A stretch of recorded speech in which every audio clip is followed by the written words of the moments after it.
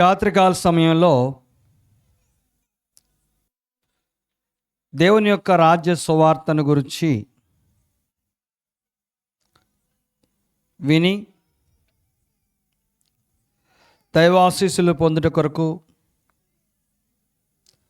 ఆత్మీయంగా బలపరచబడటం కొరకు కూడి వచ్చినటువంటి ప్రభునందున ప్రియులందరికీ క్రీస్తు యేసు నామమున నా శుభాలు తెలియజేస్తూ ఉన్నాను.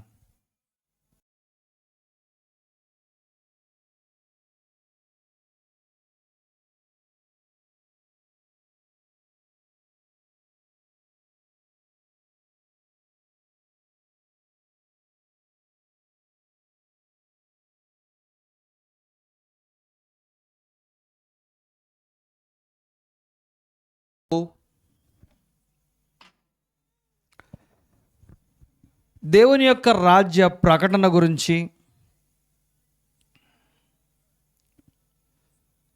రాజ్య స్వభావాన్ని గురించి, రాజ్య స్థాపన గురించి విన్నాం.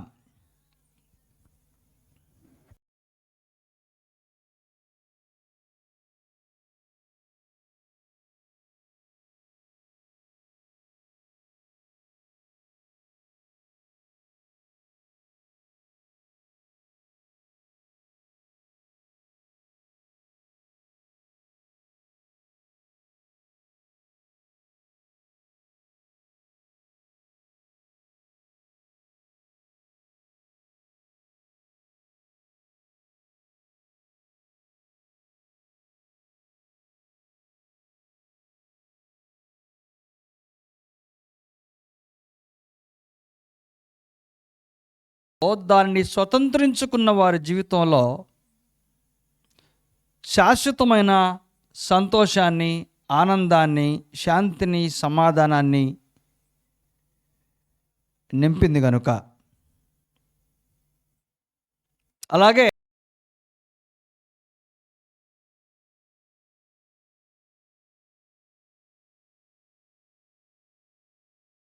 గతంలో ఎన్నడూ వారు పొందని, ఆస్వాదించలేని ఔన్నత్యం, గొప్పతనం, ప్రత్యేకత యేసుప్రభు ప్రకటించినటువంటి ఆ రాజ్యంలో వాడు చూడగలిగారు గనుక. రాజ్యం అంటే ప్రభుత్వం. మనం ఇష్టపడే ప్రభుత్వం, మనల్ని గౌరవించి సన్మానించే ప్రభుత్వం, అరమరికలు లేని, భేదాభిప్రాయాలు లేని సత్పరిపాలనలోకి మనుషులను నడిపించేటువంటి ప్రభుత్వం. ఈ రాజ్య ప్రభుత్వాన్ని మనుషులు తాముగా పొందటం సాధ్యం కాదు గనుక, అలాంటి ఔన్నత్యమైన లక్షణాలు కలిగి ఉన్నటువంటి దేవుని రాజ్యము కేవలము పరసంబంధమైందే గనుక అది మనకివ్వటానికి యేసు ప్రభువు వచ్చాడు. ఆ రాజ్యాన్ని గురించి ప్రకటించాడు. ఆ రాజ్యం యొక్క స్వభావాన్ని తెలియపరిచాడు. ఆ రాజ్యాన్ని స్థాపించాడు. ఈరోజు మనము ఆ రాజ్య సంబంధమైన ఆశీర్వాదాల గురించి నేర్చుకుందాం. ఆ రాజ్య సంబంధమైన ఆశీర్వాదాలు లేకుంటే దైవరాజ్య దీవెనలు. దీవెనలు ఏ మనిషికైనా సరే సంతోషాన్ని, ఆనందాన్ని నింపుతాయి. కానీ దీవెనలు శాశ్వతమైనవిగా ఉండబోతాయా అని అంటే, కేవలము శాశ్వతమైనటువంటి దీవెనలు పరసంబంధమైన దేవుని రాజ్యంలో కాక మరెక్కడా కలిగే అవకాశము లేనే లేదు. ఈ సమయంలో దేవుని రాజ్య సంబంధమైన దీవెనలో రెండు రకాలుగా ఉన్నట్లు ఆ రెండు రకాల దీవెనలు ఎలాంటివో ఏ పాటివో వాటి స్వభావం ఏంటో ఎప్పుడు ఆ రెండు రకాల దీవెనలు మనం పొందగలుగుతామో విందాం. మొదటిది దేవుని రాజ్య సంబంధమైన దీవెనలు. ఈనాడు రాజ్యంలో ప్రవేశించిన తరువాత ఈ భూమి మీద బ్రతికుండగానే మనము ఆస్వాదించి అనుభవించగలిగేటువంటి దీవెనలు అనగా ప్రస్తుత సంబంధమైనటువంటి దీవెనలు. ఆ రాజ్యంలో ప్రవేశించిన వారు ఆనాటి నుండి ఈ భూమి మీద నుండి తొలగించబడే వరకు ఆస్వాదించగలిగేటువంటి దీవెనలు. అంటే మనం బ్రతికినంత కాలం ఆ దీవెనలు మనతో ఉంటాయి. వాటిని గ్రహించగలగాలి, వాటిని ఆస్వాదించగలగాలి, వాటిని అనుభవించగలగాలి. అంతేకాకుండా ఆ దీవెనలు ఇతరులకు కూడా దక్కేటట్టుగా వారితో మనము పంచుకోగలవారముగా ఉండగలిగినప్పుడే మన యొక్క దేవుని రాజ్య ప్రవేశము, జీవన విధానము సజావుగా జరుగుతూ ఉన్నట్టు లెక్క.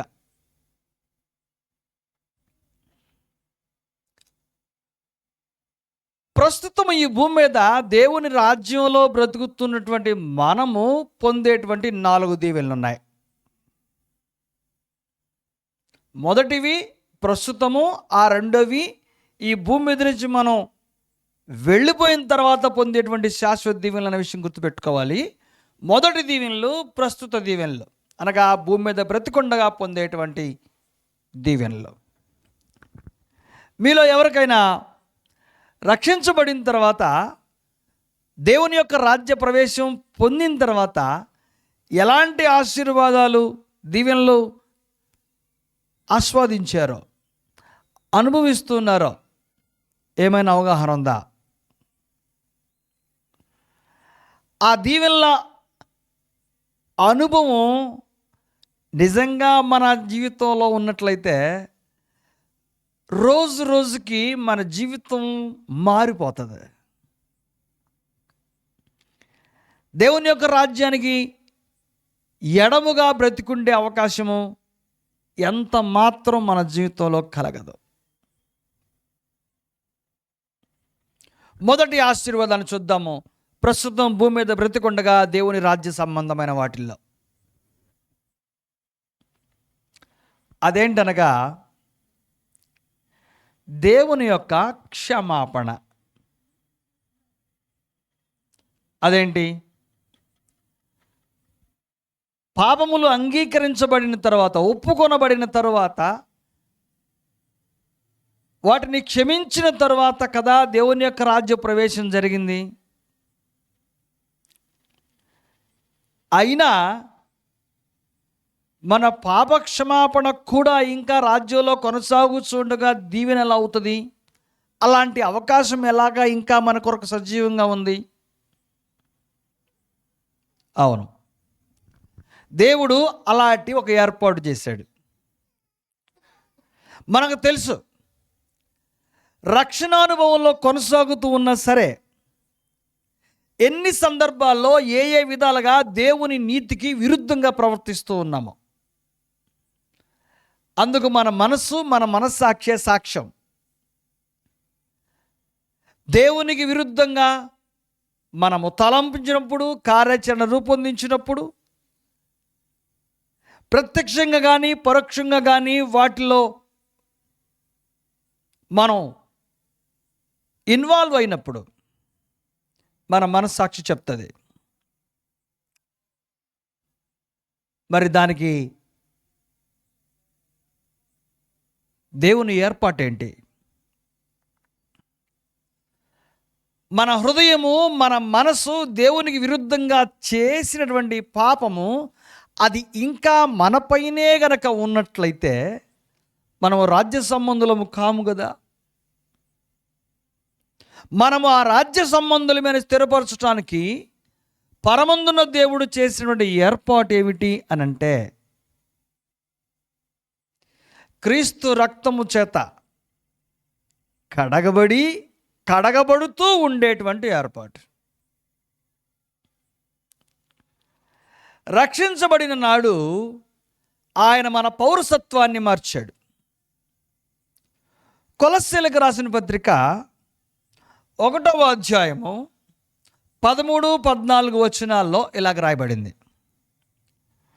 ఆయన మనలను అంధకార సంబంధమైన అధికారములో నుండి విడుదల చేసి తాను ప్రేమించిన తన కుమారుని యొక్క రాజ్య నివాసులనుగా చేసెను. యేసుప్రభు మన విషయంలో గావించినటువంటి దానిని అక్కడ పౌలు మాట్లాడుతున్నాడు. మన పాపములను ఒప్పుకొని మారు మనసు పొంది బాప్తిజం పొందినప్పుడు మన పౌరసత్వం మార్చబడింది. యేసుక్రీస్తు మనలను ఆయన రాజ్య సంబంధులుగా చేర్చుకున్నాడు. పరమందున దేవుడు ఆ పౌరసత్వాన్ని అనుగ్రహించాడు. అంతేకాదు, 14వ వచనంలో ఆ కుమారుని యందు మనకు విమోచనము అనగా పాప క్షమాపణ కలుగుచున్నది. ఆ కుమారుని యందు విమోచనము, పాప క్షమాపణ కలుగుచున్నది. ఆయనే గనక తన రాజ్య స్థాపన గావించకుండా ఉంటే, మనకందులో ప్రవేశమే కలగకుండా ఉంటే, ఈ భాగ్యం మనకెన్నటికీ కలిగేది కాదు. మన పౌరసత్వాన్ని మార్చినటువంటి దేవుడు తన కుమారుని యొక్క రక్తముతో మన పైన నిరంతరం ప్రోక్షణ చేస్తూ విమోచనాన్ని, పాప క్షమాపణని అనుగ్రహిస్తూ ఉన్నాడు. అది రాజు చేస్తూ ఉన్నటువంటి పని. మన రాజు, మన ప్రభు అయిన యేసుక్రీస్తు తన పరిశుద్ధమైన నిర్దోషమైన రక్తము చేత మనను పవిత్రులుగా చేసి నిరంతరం పరిశుద్ధపరుస్తూ ఉన్నటువంటి ఆశీర్వాదము పాపక్షమాపణ రూపంలో ఉంది. రోమీయులకు రాసిన పత్రిక 1వ అధ్యాయము 5వ వచనాన్ని మనము అనగా 2 నుంచి 7 వచనాల్లో చదివితే అక్కడ మనకు ఎంతో స్పష్టమైనటువంటి సంగతులు, ఏ ఉద్దేశంతో రాయబడ్డవో, యేసుక్రీస్తు యొక్క పునరుద్ధానాన్ని గురించి, ఆత్మను గురించి, దేవుని కుమారుని ప్రభావాన్ని గురించి అది నిరూపించబడ్డట్టుగా మనం చూస్తాం.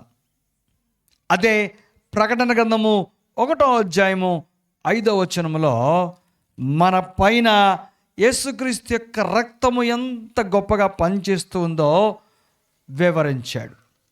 ప్రకటన గ్రంథము 1వ అధ్యాయము 5వ వచనములో నమ్మకమైన సాక్షియు, మృతులలో నుండి ఆది సంభూతుడిగా లేచిన వాడును, భూపతులకు అధిపతియునైన యేసుక్రీస్తు నుండి కృపా సమాధానములు మీకు కలుగునుగాక, మనలను ప్రేమించుచు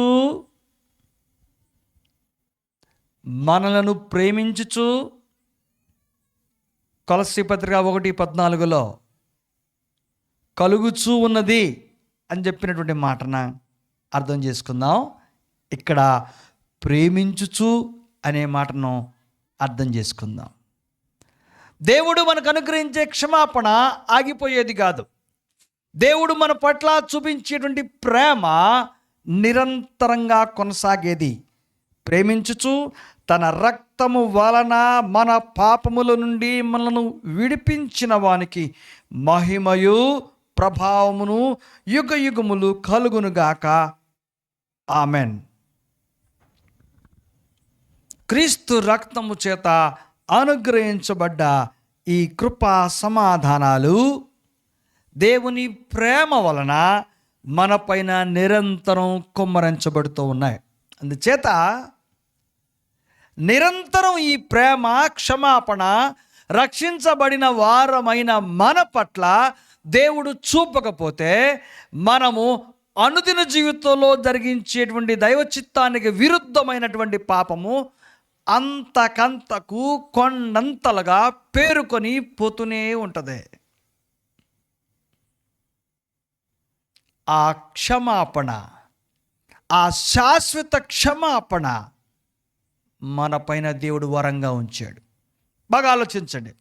ఒకవేళ రక్షించబడిన తర్వాత మనము చేస్తూ ఉన్న, కొనసాగిస్తూ ఉన్నటువంటి పాపానికి దేవుడు క్షమాపణ గాక శిక్షనే విధించాల్సి వస్తే ఎన్నిసార్లు శిక్షించబడాలి, ఎన్ని సందర్భాల్లో ఉగ్రతకు పాత్రలం కావాలి.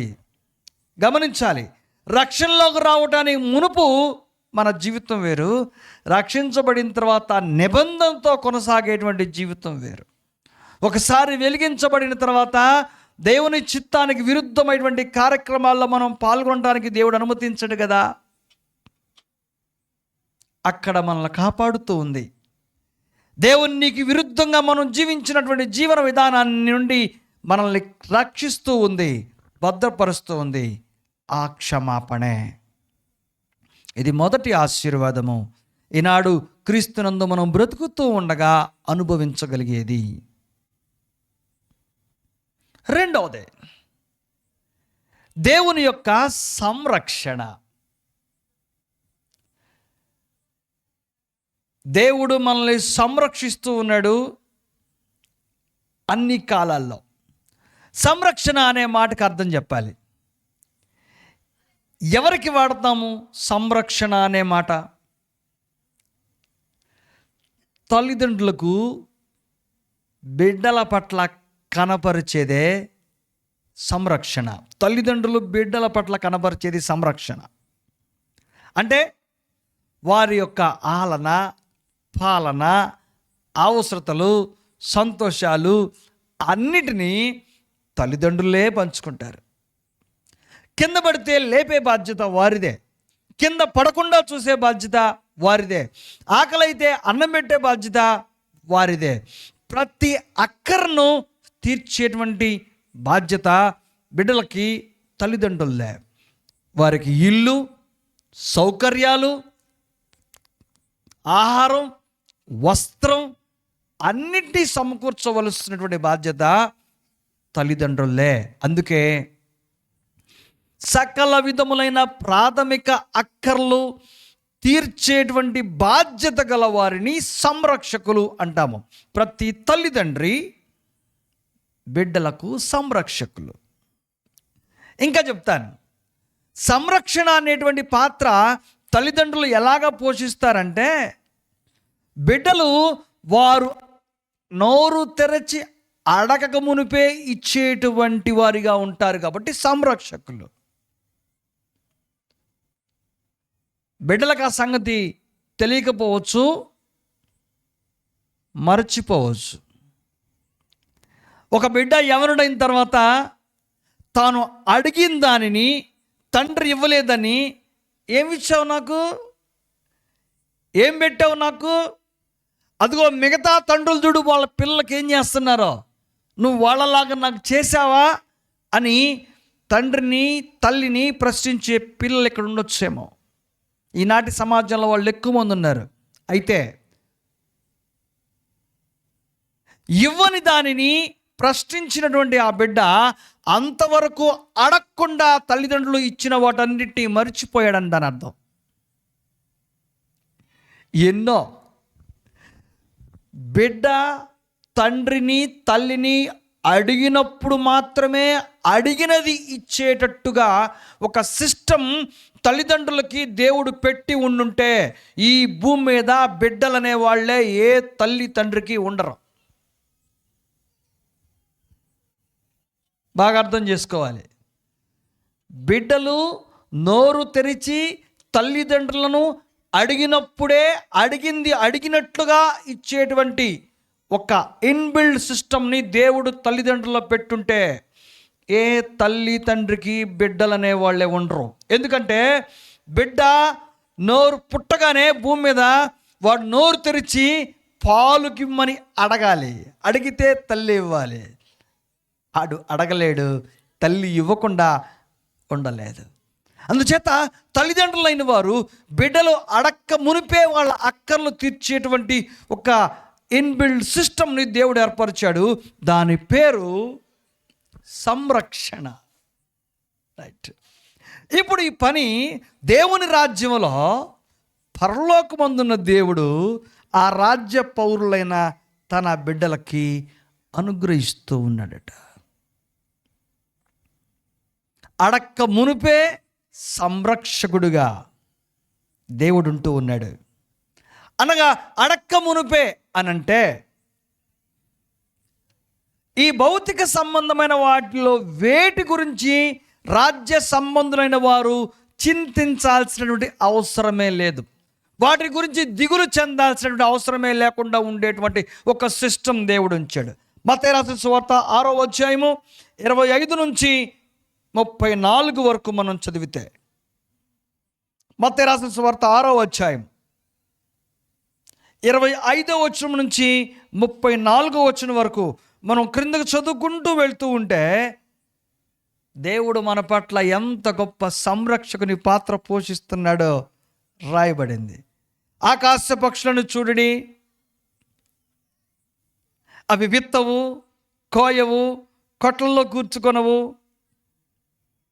అయినను మీ పరలోకపు తండ్రి వాటిని పోషించుచున్నాడు. మీరు వాటికంటే బహుశ్రేష్ఠులు కారా? మీలో ఎవడను చింతించడం వల్ల తన ఎత్తు మూరడెక్కువ చేసుకొనగలడు? అడవి పువ్వుల గురించి మాట్లాడాడు, గడ్డి పువ్వుల గురించి మాట్లాడాడు, ఆకాశ పక్షుల గురించి ప్రస్తావనకు తీసుకొచ్చాడు. వీటన్నిటిని ప్రస్తావించి వాటన్నిటికంటే మనం శ్రేష్టమైన వారం కామా, కనుక మన పైన ఉన్న బాధ్యత ఏంటంటే ఈ తిండి, బట్ట, ఆహారం అనేటువంటి అల్పమైన స్వల్పమైన భౌతిక సంబంధమైన వాటి మీద మనసు పెట్టగా మొదట రాజ్యమును నీతిని వెతికితే అప్పుడు అవన్నీ అనుగ్రహించబడతాయి అని చాలా సులువైనటువంటి సూత్రాన్ని యేసు ప్రభు శిష్యులకు నేరుగా తెలియపరిచాడు. ప్రియమైన వారు ఆలోచించాలి. 33వ వచనంలో కాబట్టి మీరు ఆయన రాజ్యమును నీతిని మొదట వెతుకుడి. 31వ వచనము ఏమి తిందుమో, ఏమి త్రాగుదుమో, ఏమి ధరించుదుమో అని చింతింపకుడి. వాటిని గురించి మీరు చింతించాల్సిన అవసరం లేదు. పసిబిడ్డ పాల కొరకు దిగులు పడాల్సిన అవసరం ఉందా? పసిబిడ్డ తనకు స్నానం ఎవరు చేపిస్తారో, బట్టలు ఎవరు ఉతుకుతారో అని ఆలోచించాల్సిన అవసరం ఉందా? ఏ పసిబిడ్డకి అక్కర్లు తీర్చబట్టలేదు? తల్లి, తండ్రి వాటి గురించి పట్టించుకుంటున్నారు కదా. కారణము వారు సంరక్షకులు. వారి యొక్క బాగోగులు ప్రతి అక్కర చూసేటువంటి పాత్రలో తల్లిదండ్రులు ఉన్నప్పుడు దైవరాజ్య సంబంధమైన పౌరులుగా మన ప్రతి అక్కరని పరలోకమందున్న తండ్రి సంరక్షకుని పాత్రలో ఉండి అనుగ్రహిస్తూ ఉన్నాడు. వేటిని గురించి విచారించకుండా, చింతించకుండా ఉండగలిగేటువంటి ఒక నిబ్బరమైనటువంటి స్థితి ఆయన రాజ్య పౌరులైన మనకి ఆయన రాజ్యములో దయచేశాడు. ఇది ఒక గొప్ప ఆశీర్వాదం. అయితే ఈ ఆశీర్వాదం మనకి ఎప్పుడు పరిపూర్ణంగా పొందగలుగుతామంటే దేనిని గురించి చింతించకుండా రాజ్యాన్ని, నీతిని మాత్రమే వెతికేటువంటి నిబంధనకు లోబడ్డప్పుడు మాత్రమే. రక్షించబడ్డ వారిగా మనం ఎక్కువ సందర్భాల్లో అన్నిటి గురించి దిగులు పడతాం, అన్నిటి గురించి చింతిస్తాం, ఏం జరుగుతుందో, ఏం జరగబోతుందో అని కలకలం చెందుతాం. దేవుడు మన సంరక్షకుడు. నువ్వు దేని గురించి కలత చెందాల్సిన అవసరం లేదు. నేను చెప్పేటువంటి ఈ సంగతి అతిశయోక్తిగా అనిపించచ్చేమో కానీ నువ్వు చింతించినంత మాత్రాన అందులో ఎలాంటి మార్పు రాదు. నువ్వు దిగులు పడితే ఏది మారబోటం లేదు. గుర్తుపెట్టుకో. నువ్వు అన్నం మానేస్తే నీ కుటుంబంలోని పరిస్థితులు ఏమీ మారబోట్లేదు. నువ్వు వాటిని దేవునికి విడిచిపెట్టి రాజ్యాన్ని, నీతిని వెతికేటువంటి బాధ్యత గల రాజ్య పౌరుడుగా నువ్వు ఉన్నప్పుడు నీ ప్రతి భారాన్ని దేవుడే సంరక్షకుడై ఉండి దాన్ని తీరుస్తాడు, నెరవేరుస్తాడు. ఎప్పుడైనా ఫలానా విషయాన్ని దేవుని కొలిపెట్టేసేస్తాను అని మీరు నిర్ధారించుకున్న తర్వాత దేవుడే కాలగమనంలో దాన్ని పరిష్కరించినటువంటి అనుభూతి మీకుందా?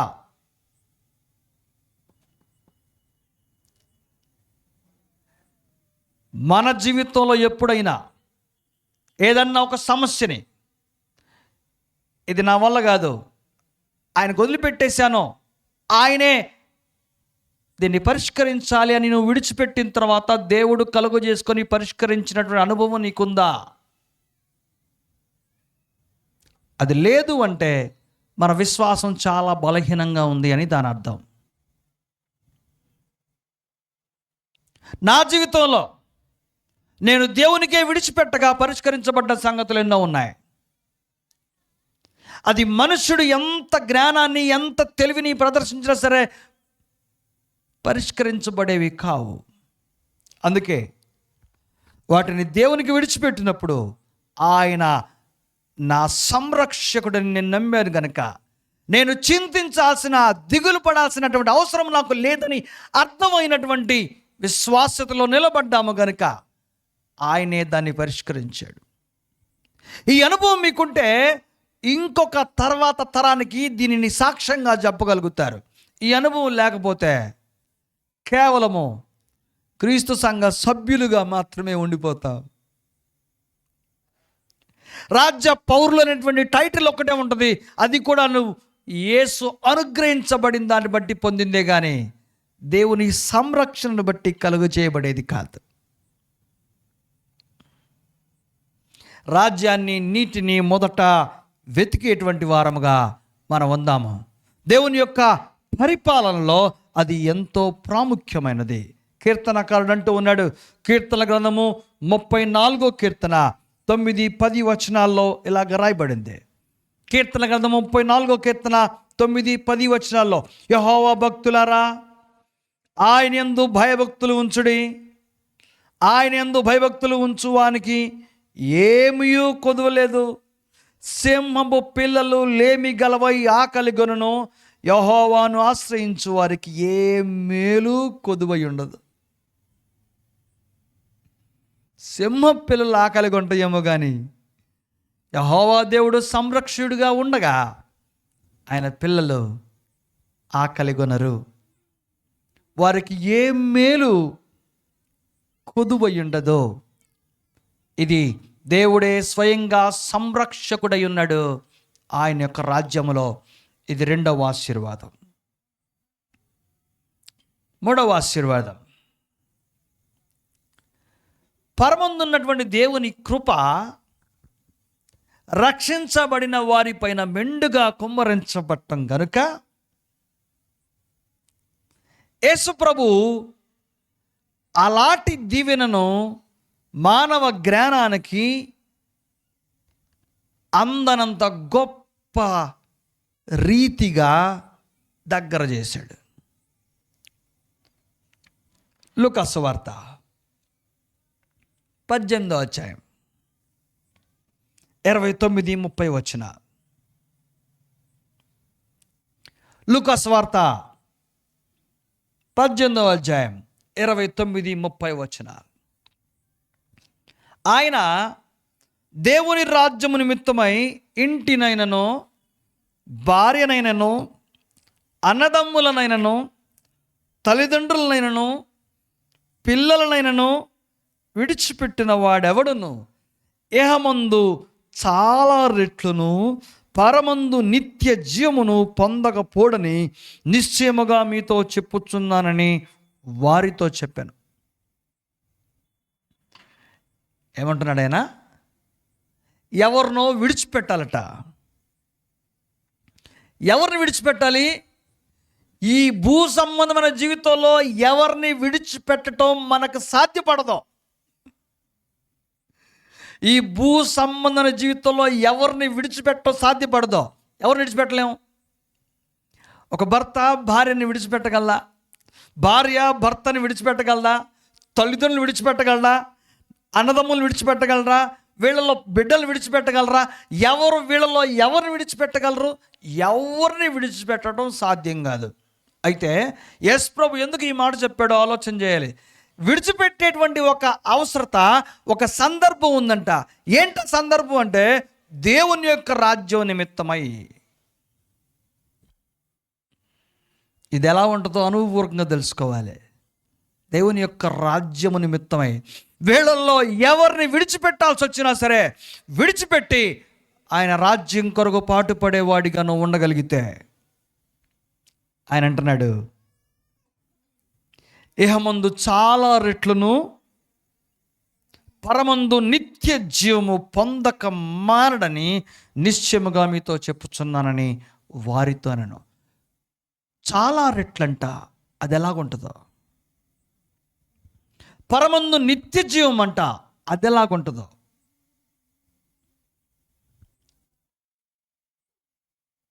మా కుటుంబంలో మా బర్త్డేస్కి లేకుంటే మా మ్యారేజ్ డేస్కి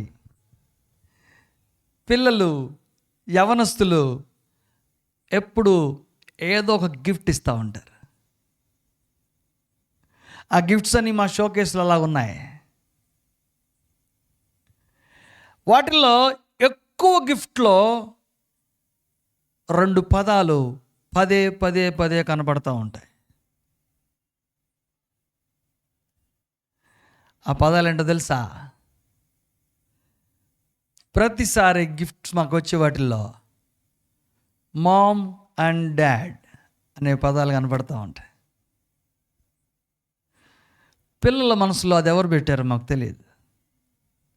వాళ్ళ హృదయం ఎందుకు కదిలించబడుతుందో తెలియదు. వారి అంతరంగం ఎంత భావోద్రేకంతో నింపబడుతుందో తెలియదు. ఆ బహుమానాల్లో ఏ బహుమానం అయితే మామ్ అండ్ డాడ్ ఉంటుందో దాన్ని ఎంచుకొని మరీ తెచ్చి మాకు బహుమానాలుగా ఇస్తూ ఉన్నటువంటి పిల్లలు ఉన్నారు. ఎందుచేత? ఏమందు అనేక మందిని దేవుడు మనకు బహుమానంగా ఇవ్వబోతూ ఉన్నాడు. దేవుని రాజ్యం ద్వారా ఏర్పడేటువంటి బాంధవ్యం అది.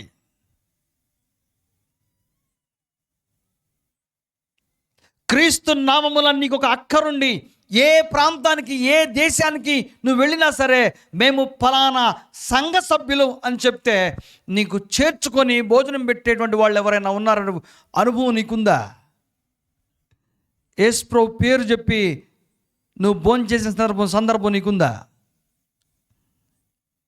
ఎందుకు కలుగుతుంది అది?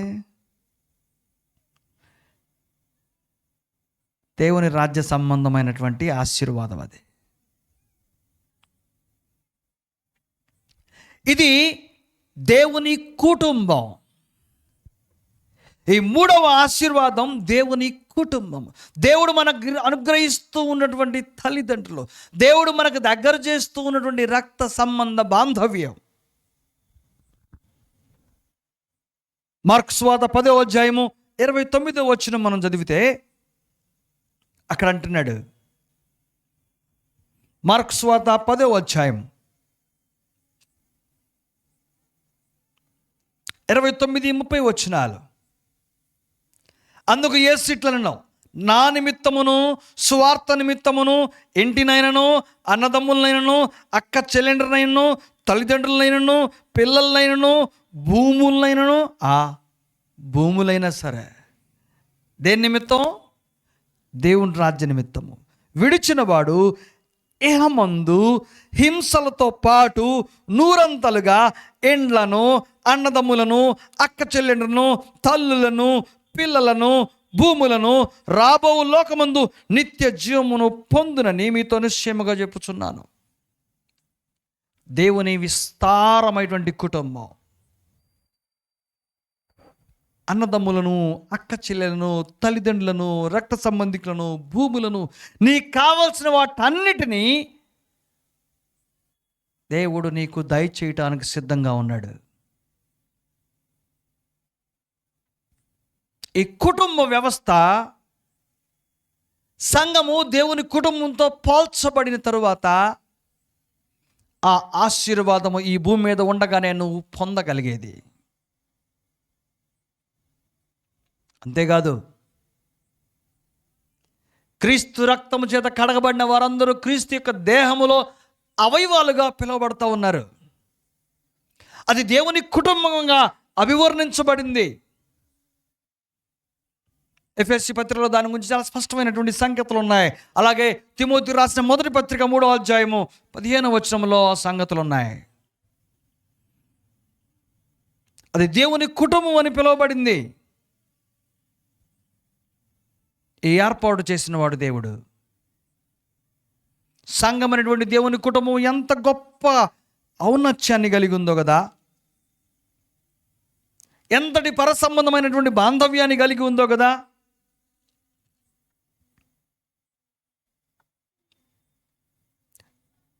మూడో అధ్యాయం 15వ వచనంలో ఇలాగ రాయబడింది తిమోతికి రాసిన మొదటి పత్రికలో. అలాగే 5వ అధ్యాయము మొదటి 2 వచనాలు ఇలాగ రాయబడింది. మానవ సంబంధమైన బాంధవ్యాల గురించి, తల్లిదండ్రుల గురించి, అక్క చెల్లెల గురించి, యవనుల గురించి. వృద్ధుని గద్దింపగా తండ్రిగా భావించి అతని హెచ్చరించుము. అన్నదమ్ములని, యవనులను, తల్లులని, స్త్రీలను, వృద్ధ స్త్రీలను, అక్క చెల్లెలని పూర్ణ పవిత్రతతో యవన స్త్రీలను హెచ్చరించుము. వారిని హెచ్చరించడానికి ముందు వాళ్ళతో బాంధవ్యాన్ని బలపరిచాడు. ఇది స్వీకరించే మనసు క్రీస్తునందున మాత్రమే ఉంటుంది. ఈరోజు ఎవరిని పెట్టలేదు ఏదైనా పొరపాటు చేస్తూ ఉంటే వాళ్ళని గట్టిగా దండించామనుకో, ఏమంటారు? నీకెందుకు అంటారు, నీకు అవసరమా అంటారు. కావాలంటే ఎవరిని రక్షించబడ్డవారు, రక్షణ అనుభవం లేని యవన బిడ్డలను ఒకసారి గట్టిగా గద్దించి చూడండి. యవన బిడ్డలు తప్పు చేస్తూ ఉన్నప్పుడు ఇది తప్పు అని ఖండిస్తే నీకెందుకు అంటారు. ఒకవేళ నువ్వు కొంచెం గట్టిగా మందలించావు అనుకోండి, ఇంటికి వెళ్ళి వాళ్ళ అమ్మ నాన్నకు చెప్తారు, వాళ్ళు వస్తారు వాళ్ళ పక్షాన. అయినా నీకెందుకు మా బిడ్డలు తప్పు చేస్తే అని ప్రశ్నించటానికి. కానీ క్రీస్తు యేసునందున్న పరిధిలో వృద్ధులను, యవనస్తులైనటువంటి స్త్రీలని, పురుషులని అన్నదమ్ములుగా, అక్క చెల్లెండ్రగా, తండ్రులుగా, తల్లులుగా నువ్వు భావించి వారితో బాంధవ్యాన్ని బలపరుచుకోమనేటువంటి గొప్ప ఆశీర్వాదము దైవరాజ్య సంబంధమైన కుటుంబ వ్యవస్థగా దేవుడు ఏర్పరిచాడు.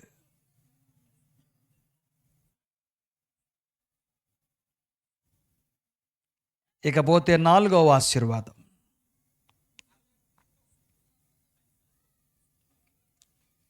దేవుని యొక్క ఆత్మను మనకు ఆశీర్వాదంగా దేవుడిచ్చాడు. ఎవరికి? ఎవరైతే దేవుని వాక్యానికి లోబడతారో వారికి మాత్రమే పరిశుద్ధాత్మ వాగ్దానం.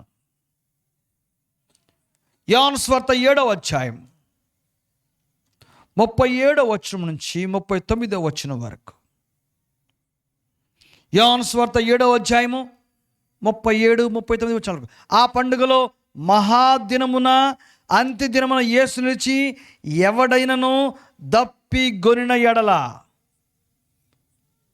నా యొద్దకు వచ్చి దప్పి తీర్చుకొనవలెనో, నా యందు విశ్వాసముంచు వాడెవడో లేఖనము చెప్పినట్టు వాడి కడుపులో నుండి జల నదులు పారునని బిగ్గరగా చెప్పాను.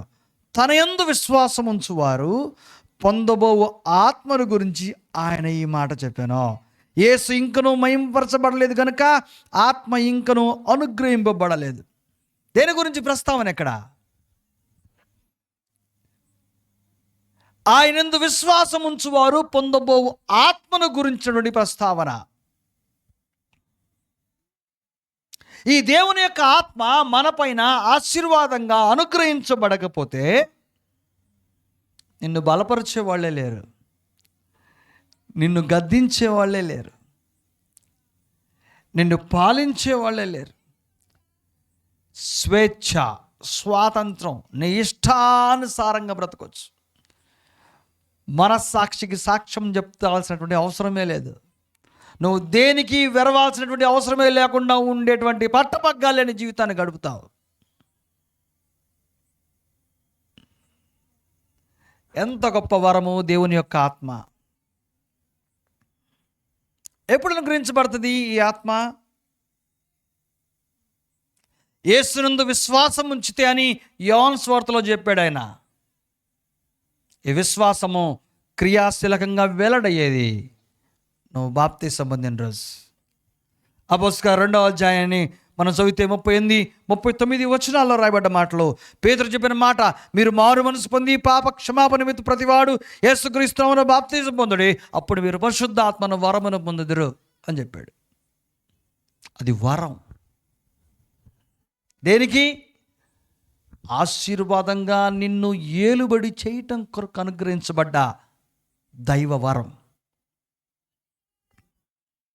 నీతికి, శాంతికి, సమాధానానికి, దేవుని రాజ్యంలో ప్రతీకగా నువ్వు నిలిచి ఉండటం కొరకు, నిన్ను ముద్రించడం కొరకు ఇవ్వబడ్డ దేవుని యొక్క ఆత్మ. రోమపత్రిక 14:7 ఆ మాట రాయబడింది.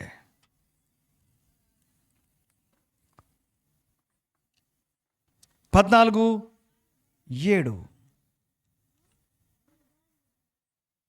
మనలో ఎవడును తన కోసం బ్రతకడు, ఎవడును తన కోసమే చనిపోడు. 17వ వచనంలో, దేవుని రాజ్యము భోజనము పానమును కాదు గాని నీతియు సమాధానమును పరిశుద్ధాత్మ యందలి ఆనందమున ఉన్నదే. భోజనము పానం కాదు దేవుని యొక్క రాజ్యం అంటే. కేవలము భౌతిక సంబంధమైనది అనుభూతి కాదు దేవుని యొక్క రాజ్యం అంటే. పరిశుద్ధాత్మ యందలి ఆనందం, దేవుని క్షమాపణను అనుభవించే ఆనందము, దేవుని యొక్క సంరక్షణను ఆస్వాదించే ఆనందము, దేవుని కుటుంబంలో నువ్వు అనేక మందిని రక్త సంబంధికులుగా పొందేటువంటి ఆనందము. అంతేకాకుండా భోజనము పానము కానటువంటిది నీతి సమాధానమైనటువంటి పరిశుద్ధాత్మ యందలి ఆనందం. దేవుడు తన రాజ్యములో నిన్ను ఒక ప్రత్యేకమైనటువంటి సాధనంగా ఎన్నుకొని ఈ ఆశీర్వాదాలని నీకు అనుగ్రహింపజేస్తూ ఉన్నాడు. నీ ద్వారా ఆయన మహింపరచబట్టానికి, నీ ద్వారా ఆయన ఘనపరచబట్టానికి, ఈ లోకములో నువ్వు దేవుని చేత ముద్రించబడ్డవాడవని ఈ లోకము నిన్ను గుర్తించడానికి, నీ ద్వారా ఆయనకి ఘనత మహిమ ప్రభావాలు ఆపాదింపజేయబట్టానికి. ఇది దేవుని రాజ్య పరిధిలో మనం పొందుతూ ఉన్నటువంటి దీవెనలో.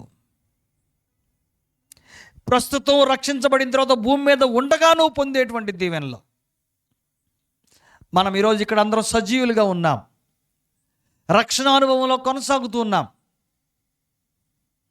ఎంతమంది మనలో దేవుని క్షమాపణను, దేవుని సంరక్షణను, దేవుని కుటుంబాన్ని, దేవుని ఆత్మను ఆస్వాదిస్తూ ఉన్నాం. ఇవి ఆయన మనకు అనుగ్రహించాడు. కానీ ఈ అనుభవం లేకపోతే మనం దేవునితో ప్రయాణం సరిగా చేయనట్లే.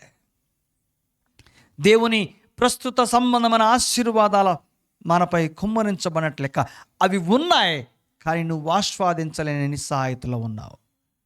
ఎవరైనా ఈ 4 ఆశీర్వాదాలు రక్షించబడిన తర్వాత అనుభవిస్తున్న వారు ఉన్నట్లయితే వారి ద్వారా దేవునికి మహిమ ఘనత ప్రభావాలు ఆపాదించబడుతున్నాయన్నమాట వాస్తవం. ఇప్పుడు రెండవ దాని గురించి మాట్లాడతాను. ఈ భూమిపై నుండి మన జీవం తీసివేయబడిన తర్వాత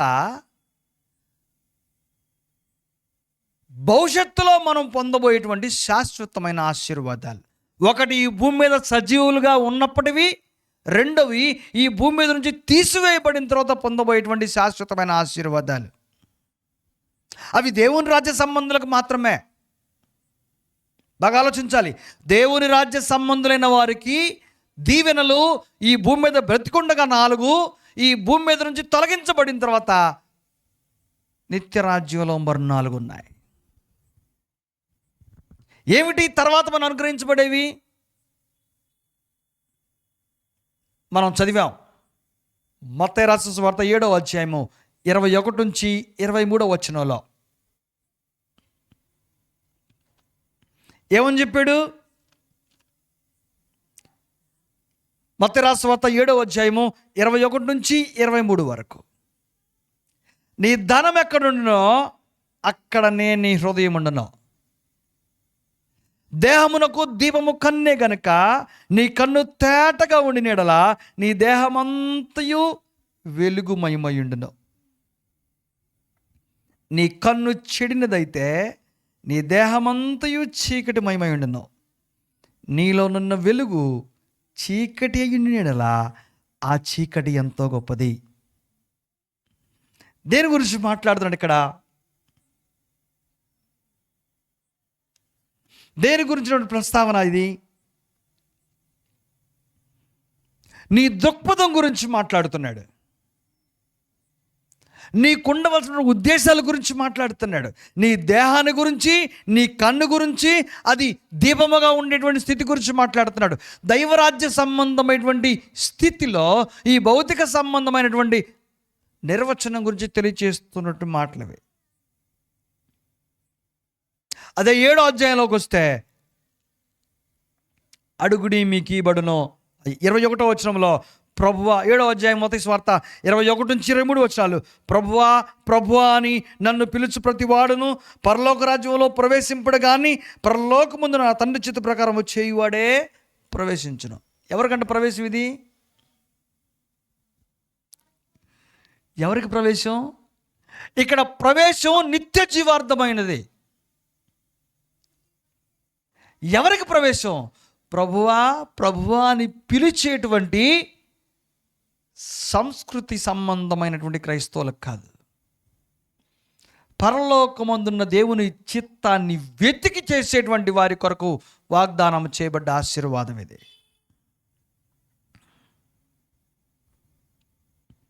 ఆ దినమందు అనేకులను చూచి ప్రభువా ప్రభువా మేము నీ నామమును ప్రవచింపలేదా, నీ నామమును దయ్యములను వెళ్ళగొట్టలేదా, నీ నామమున అనేకమైన అద్భుతములు చేయలేదా అని చెప్పుదురు. అప్పుడు నేను మిమ్మును ఎన్నడను ఎరుగను, అక్రమము చేయవారులారా నా యొద్ద నుండి పొండని వారితో చెప్పుదును. ఏ సందర్భం ఇది? నువ్వు ఖచ్చితంగా ప్రవేశం పొందటానికి ముందు జరిగేటువంటి సందర్భం. ఇక్కడ నువ్వు ప్రవేశం కలిగేది ఎప్పుడు అంటే శాశ్వతంగా రాజ్యంలో ఉన్నప్పుడే. ఇక్కడ వెతుకులాట చేస్తూ ఉంది, ప్రభువా ప్రభువా అని పిలుస్తుంది. దేవుని యొక్క రాజ్యాన్ని వెతకని వారు, దేవుని యొక్క రాజ్యంలో ప్రవేశం పొందని వారు ప్రభువా ప్రభువా అని పిలుస్తూ ఉన్నారట. మనమైతే ఆ రాజ్యంలో ప్రవేశించబడ్డ వారం గనుక మనకి వచనం వర్తించదు. ఎందుకంటే రాజ్యాన్ని నీతిని వెతికి అందులో ప్రవేశించాం కాబట్టి. ఇంత శాశ్వతమైన బహుమానం కేవలము రాజ్యాన్ని వెతికి ప్రవేశించిన వారికి మాత్రమే. ఆలోచించండి ప్రియమైనటువంటి సంగమా, మన పౌరసత్వం పరలోకమందు దాచబడి ఉంది అని చెప్పాడు. ఎప్పుడు? వెతికి ప్రవేశించాం కాబట్టి.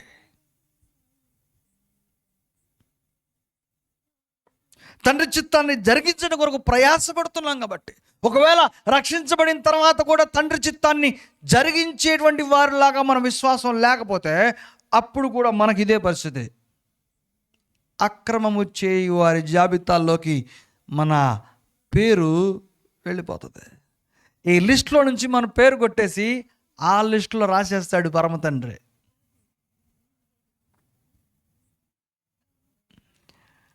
కానీ ఆ ప్రవేశాన్ని మనం పొందజేయటం కొరకు, మనకందులో భాగ్యం కలుగు చేయబట్టం కొరకు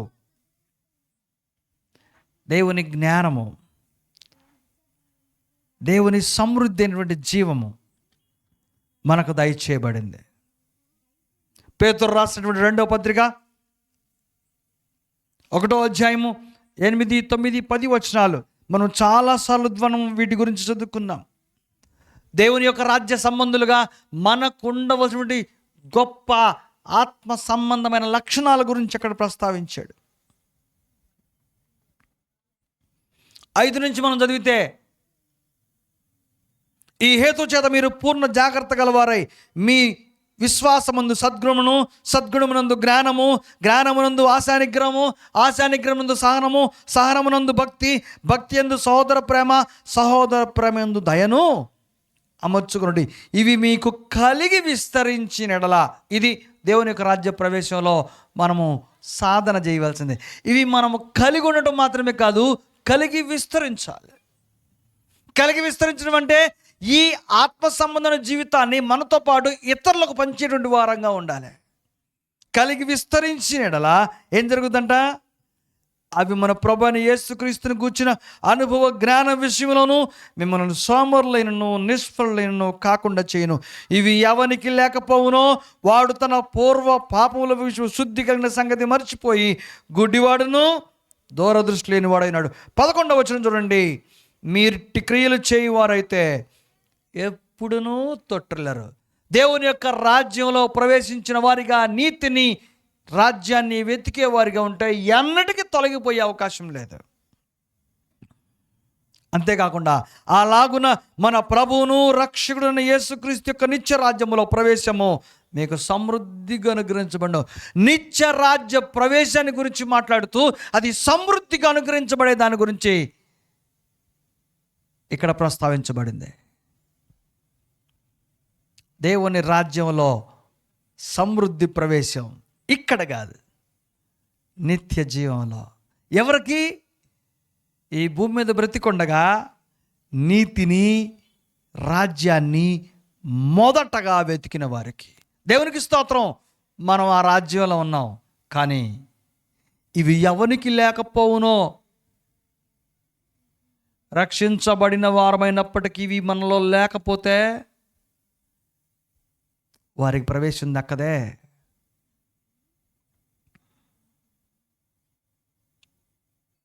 సహోదరులారా, మీ పిలుపును ఏర్పాటును నిశ్చయము చేసుకుంటకు మరి జాగ్రత్త పడుడి. నువ్వు దేని కొరకు రక్షణలోకి వచ్చావో దాని విషయంలో జాగ్రత్తగా ఉండు. ఈ జీవితకాలం మట్టుకే నువ్వు క్రీస్తునందు నిరీక్షణ గలవారమైన ఎడల అది నిష్ప్రయోజనం. యేసుని వెంబడించడం అంటే ఈ భూమి మీద నీకు ఎవరో ఒకరు దేవుడు కావాలి కాబట్టి యేసునందుకు వచ్చావా? అలాగైతే నిత్యరాజ్యం నీకు అర్థం కాల. ఈ లోకంలో నుంచి నీ పౌరసత్వం తొలగించబడిన తర్వాత కూడా శాశ్వత పౌరసత్వం పరలోకమందున్నది. అక్కడ సమృద్ధి అయినటువంటి ప్రవేశం నీకు కలగాలంటే రాజ్యాన్ని నీతిని వెతకడంతోనే మాత్రమే కాకుండా, ఇదిగో ఇక్కడ చెప్పబడినటువంటి 7 గొప్ప సుగుణాలని నువ్వు కలిగి ఉండాలి. అందుచేత ఈ భూమి నుంచి నువ్వు తొలగించబడిన తర్వాత పొందేటువంటి గొప్ప మొదటి ఆశీర్వాదము నిత్యరాజ్య ప్రవేశము. అంతేకాదు, విశ్వాసులైన వారు ఈ నిత్యరాజ్య ప్రవేశం అనేటువంటి దాని గురించి వారికి ముందుగానే దర్శనం కలిగిందట. వారు ఎలాగ చూశారో హెబ్రీ పత్రిక 11వ అధ్యాయం. ఇంతకుముందు మనం వాక్య పట్టణంలో చదువుకున్నాం, సోదరులు శ్యామ్ గారు వినిపించారు. 11వ అధ్యాయం 1వ వచనం నుంచి 12వ వచనాల వరకు గొప్ప విశ్వాస వీరుల జాబితాని మన ముందు ఆవిష్కరింపజేసి, వీరందరూ ఆ వాగ్దాన ఫలములు అనుభవింపకపోయినను దూరము నుండి చూచి వందనము చేసి తాము భూమి మీద పరదేశమును యాత్రికులమై ఉన్నామని ఒప్పుకొని విశ్వాసము గలవారై మృతి చెందిరి. ఈ భూమి మీద విశ్వాసము గలవారై బ్రతుకుతూ ఉన్న దినాల్లో వారి మనసుకి ఒకటి అర్థమైందట. ఏమనో తెలుసా? ఈ భూమి మీద మనం యాత్రికులు అని అర్థమైందట. యాత్రికుడు అంటే అర్థం ఏంటి? ఈ లోక సంబంధి, ఒక రాజ్య సంబంధం లేనివాడు వచ్చి అక్కడుండి మరలా అది దాటి వెళ్ళిపోయేటువంటి ఒక పరదేశిని యాత్రికుడు అంటాం. ఈ భూమి మీద పుట్టినటువంటి మనలో ప్రతి ఒక్కరూ యాత్రికులం. ఇక్కడ శాశ్వతంగా ఉండబోవటం కొరకు రాలేదు. ఎక్కడి నుంచో వచ్చాము. ఇక్కడ మన జీవితం 70 సంవత్సరములు, అధిక బలం ఉంటే 80 సంవత్సరములు. ఇది అయిపోయిన తర్వాత మరలా వేరొక చోటకి మనం బదలాయించబడతాం. ఈ సంగతి పాత నిబంధనలో విశ్వాసులైన వారు దూరం నుండే గ్రహించి చూశారట. తాము యాత్రికులు మన సంగతి గుర్తుంచుకొని చనిపోయే సమయానికి విశ్వాసము గలవారై మృతి చెందారట. గుర్తుపెట్టుకోపోయినటువంటి సోదరి సోదరుడా, నువ్వు చనిపోబోయే సమయానికి నీకుండాల్సినటువంటి గొప్ప ఆస్తి ఆ చివరి క్షణంలో విశ్వాసం మాత్రమే. ఈ భూమి మీద నేను పోతున్నాను, ఇక్కడి నుంచి విడిచిపెట్టబోతున్నాను, నేను అక్కడ ఉంటా అనేటువంటి విశ్వాసం నీ హృదయంలో ఉండాలి. చాలామందికి ఏముంటుందో తెలుసా? నేను చచ్చిపోయిన తర్వాత ఈ ఆస్తి ఎవరు లాక్కుంటారో, నా పిల్లలు ఏమవుతారో, నా భార్య ఏమైపోద్దో, నా కుటుంబం చిన్న భిన్నం అయిపోద్దో అని ఆరాట పడతా చచ్చిపోతారు. విశ్వాస సమూహం ఎవ్వరు కూడా అలాంటి ఒక అల్పమైన భౌతిక సంబంధమైన ఆరాటంతో ఈ భూమి మీద నుంచి వెళ్ళిపోలా. విశ్వాసము గలవారై మృతి చెందారంట. ఏమర్థమైంది? వాళ్ళ మనసులో ఏది స్థిరంగా ఉందంటే తాము ఈ లోకంలో యాత్రికులు ఉన్న సంగతి వారు నమ్మి కాలం చేశారు. యాత్రికులు మనం. విశ్వాసము గలవారమై మృతి చెందేటువంటి ఒక చివరి క్షణం మనకు ఆశీర్వాదం. అంటే ఈ భూమి మీద వారి జీవితం గడిచిపోయిన తర్వాత ఎక్కడికి వెళ్ళారు వారు అంటే మరొక పరలోక సంబంధమైన గొప్ప పట్టణానికి వెళ్ళారు. ఇలాగు చెప్పువారు తమ స్వదేశమును వెతుకుచున్నామని విసిదపరుచుచున్నవారు కారా? ఈ భూమి మీద ఉన్నటువంటి జీవితం యాత్రిక జీవితం అయితే మరి స్వదేశం ఏది? తాము చేరబోయేది మన హోమ్ టౌన్ అక్కడుంది. మనం స్వతంత్రించుకుపోయేటువంటి మహాపట్టణం అక్కడుంది. ప్రకటన గ్రంథం 21వ అధ్యాయంలో ఆ మహా గొప్ప పట్టణాన్ని గురించి చాలా చక్కని వివరణ ఇచ్చాడు యోహాను తను చూస్తున్న దర్శనంలో. అంతటి నేను కొత్త ఆకాశమును కొత్త భూమిని చూచితిని.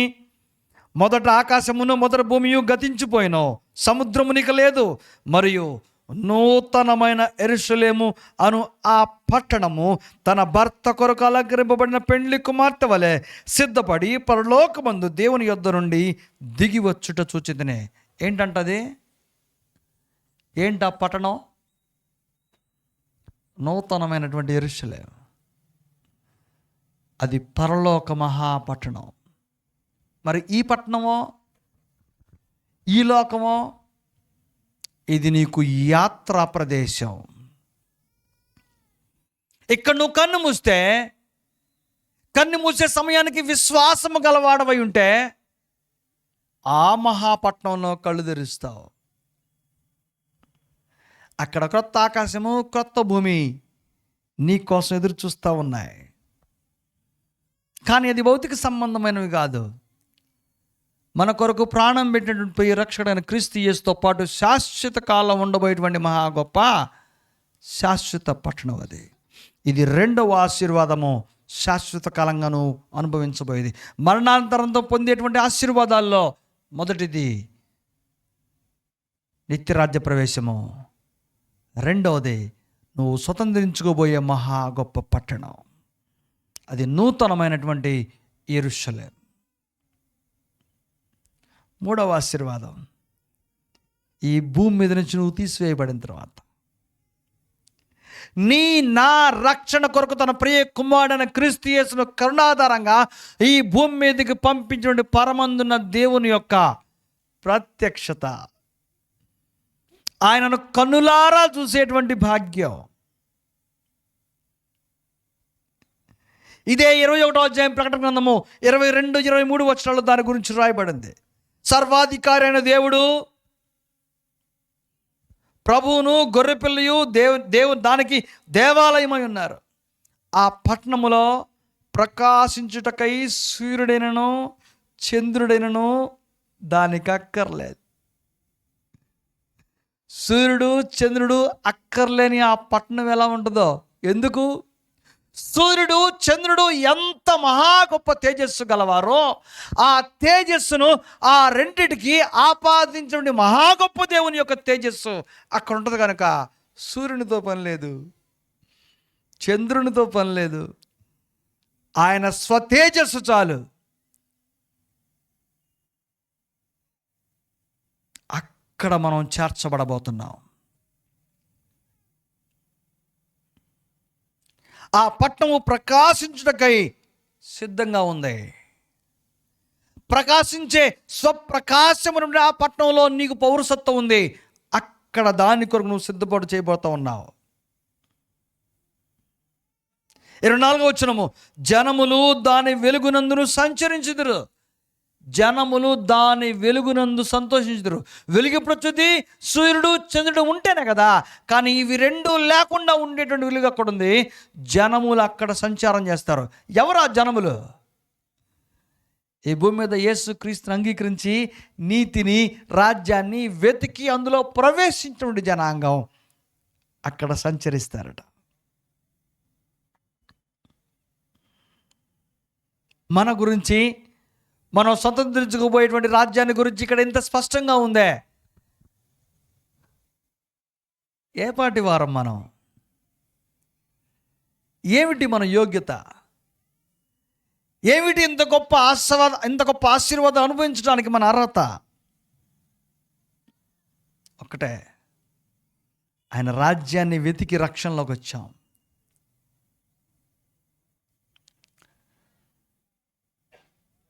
ఆ మహా గొప్ప ప్రవేశం మనకు దక్కింది. మహాదేవుని ముఖాముగ్గా చూడగలిగేటువంటి కృప.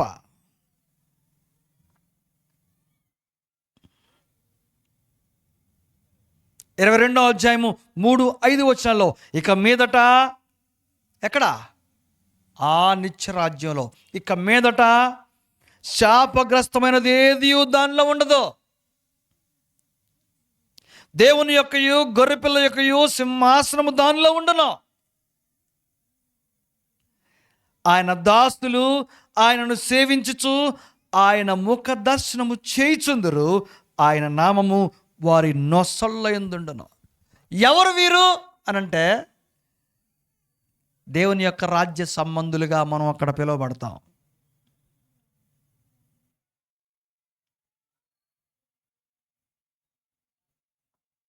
ఎంత గొప్ప ఆశీర్వాదం! దేవుని సింహాసనం ముందు ముఖాముఖిగా ఆయనతో ఆస్వాదించేటువంటి ఒక ఔన్నత్యం, ఒక గొప్ప దీవెన.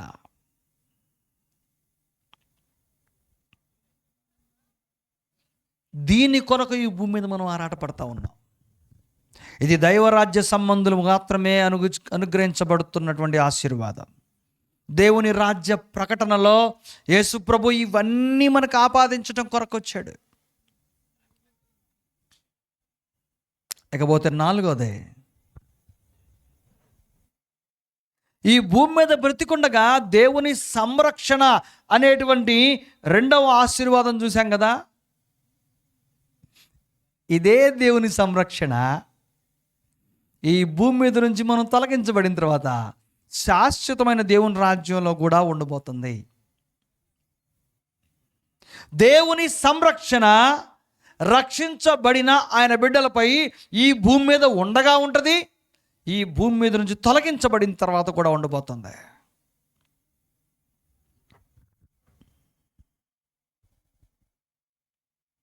ఎలాంటి సంరక్షణ అది? భూమి మీద ఉండగా తల్లిదండ్రుల సంరక్షణ ఎలాంటిది? నువ్వు అడగినా అడక్క మునిపే నీ అక్కర్లు తీర్చేటువంటి సంరక్షణ. నీకు కావాల్సిన తిండి, బట్ట, ప్రతి అవసరాన్ని తల్లిదండ్రులు నువ్వు అడగకుండా ఇచ్చేటువంటి సంరక్షణ. నువ్వు రాజ్యాన్ని, నీతిని మొదట వెతికితే భూమి మీద ఉన్నప్పుడు యేసు ప్రభు పరలోకమందున దేవుడు నీ ప్రతి అక్కర్ని తీర్చేటువంటి సంరక్షణ ఉంది. మరి అక్కడేంటో తెలుసా? 21వ అధ్యాయం ప్రకటన 4వ వచనం. ఆయన వారి కన్నుల ప్రతి బాష్ప బిందువును తుడిచివేయను, మరణము ఇక ఉండదు, దుఃఖమైనను ఏడ్పైనను వేదనైనను ఇక ఉండదు, మొదటి సంగతులు గతించిపోయినని సింహాసనంలో నుండి వచ్చిన గొప్ప స్వరము చెప్పుట వింటనే. మొదటి సంగతులేవి? ఈ భూమి మీద ఉండగా నువ్వు పొందేవి.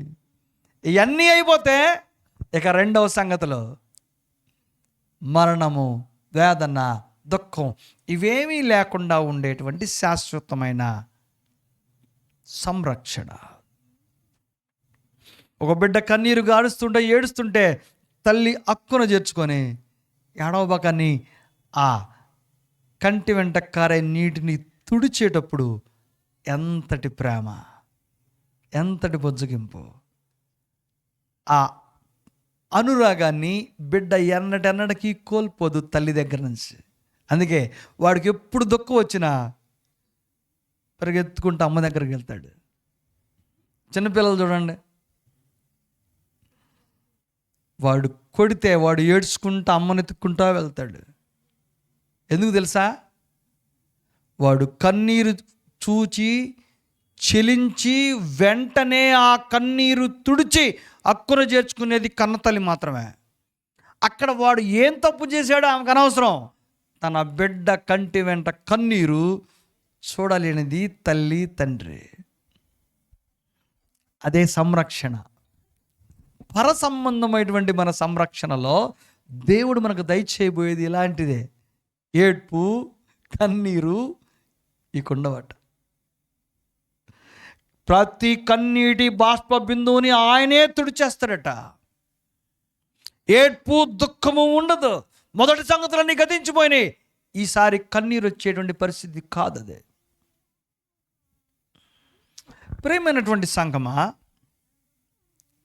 దేవుని యొక్క రాజ్య సువార్తలో 4వ అంశాన్ని మనం ఈరోజు వింటా ఉన్నాం. యేసుక్రీస్తు భూమి మీదకి వచ్చింది దేవుని యొక్క రాజ్య ప్రకటన కొరకు, దేవుని యొక్క రాజ్య స్వభావాన్ని వివరించడం కొరకు, అలాగే దేవుని యొక్క రాజ్యాన్ని స్థాపించడం కొరకు. అంతేకాకుండా స్థాపించబడ్డ దేవుని రాజ్యములో ఆశీర్వాదాలు కుమ్మరించడం కొరకు. ఇదిగో ఈనాడు మనం ఈ ఆశీర్వాదాల గురించి వింటా వచ్చాం. అవి భూమి మీద ఉండగా ఆశీర్వాదాలు 4. ఈ భూమి మీద నుంచి నువ్వు గతించిపోయిన తర్వాత నిత్యరాజ్యంలో ఆశీర్వాదాలు ఒక 4. ఇవి దేవుడే స్వయంగా మనపై కుమ్మరించడానికి సిద్ధంగా ఉన్నాడు. ఏం చేద్దాం? ప్రభువా ప్రభువా అని పిలుచువారు పరలోక రాజ్యంలో ప్రవేశించరు, కానీ పరలోకమందున నా తండ్రి చిత్త ప్రకారము చేయువారే. పరలోకమందున తండ్రి చిత్తాన్ని వెతుకుతూ చేస్తూ జరిగించేవారిగా బ్రతుకుతూ మరణించబోయే సమయానికి హృదయం నిండా విశ్వాసం గలవారై ఈ లోకాన్ని విడిచిపెడదాం. అదొక్కటే మన చేతుల్లోని పని. తండ్రి మన సంరక్షకుడు. నువ్వు దేని గురించి కలత చెందాల్సిన అవసరం లేదు. నువ్వు ఏ కొరత గురించి దిగులు పడాల్సినటువంటి అవసరమే లేదు. ఆయన మన సంరక్షకుడు. ఆయన నిత్య రాజ్యాన్ని వాగ్దానం చేశాడు. ఆయన నిత్య పట్టణాన్ని వాగ్దానం చేశాడు. ఈ భూమిపై ఉన్నగా ఆశీర్వాదాలు దేవుని రాజ్యంలో ప్రవేశించినందుకు, నిత్య జీవంలో కూడా ఆశీర్వాదాలు ఈ భూమి మీద ఉండగా నువ్వు దేవుని రాజ్యంలో ప్రవేశించినందుకు. వీటన్నింటి పరిపూర్ణంగా ఆస్వాదించి అనుభవించడానికి నిరంతరం దేవుని యొక్క రాజ్యాన్ని కట్టుబడి ఉండేవారిగా, జరిగించేవారిగా, పేతురు రాసిన పత్రిక చెప్పినట్టుగా క్రీస్తు యొక్క స్వభావ గుణ లక్షణాలన్నీ ఈ భూమి మీద బ్రతుకుండగానే సంపాదించుకుంటూ దాని కొరకు ప్రయాసపడేవారిగా బ్రతుకుతూ దీవెనలను ఆస్వాదిద్దాం. పరిపూర్ణమైన ఆశీర్వాదాలు మనతో పాటు మన చుట్టూ మన తోటి వారందరికీ ఈ దీవెనలు వారు పొందేటట్టుగా వారిని ఆత్మీయంగా బలపరుద్దాం. అట్టి కృప దేవుడు ఆయన బిడ్డలమైన మనకందరికీ క్రీస్తు యేసు యొక్క రాకడ పర్యంతము దయచేయునుగాక.